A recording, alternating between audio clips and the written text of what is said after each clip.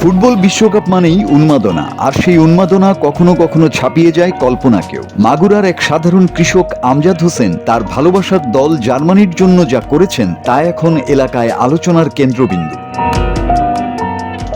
মাগুরা সদর উপজেলার ঘোড়ামারা গ্রামের এই কৃষক ফুটবলকে শুধু খেলা হিসেবে দেখেন না, বরং হৃদয়ের আবেগ হিসেবে ধারণ করেন। সেই আবেগ থেকেই তিনি তৈরি করেছেন এক বিশাল পতাকা, যার দৈর্ঘ্য 7.5 কিলোমিটার।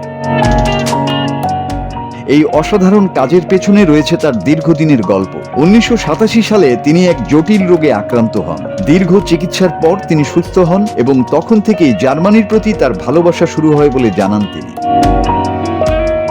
2014 সালের বিশ্বকাপেও তিনি জমি বিক্রি করে প্রায় 3.5 কিলোমিটার দীর্ঘ পতাকা বানিয়েছিলেন। এবার সেই রেকর্ড ছাড়িয়ে নতুন করে তৈরি করেছেন আরো বড় পতাকা, যেখানে খরচ হয়েছে প্রায় 5 লাখ টাকা। এই ব্যয়ের জন্য আবারও তিনি বিক্রি করেছেন নিজের 10 শতক জমি।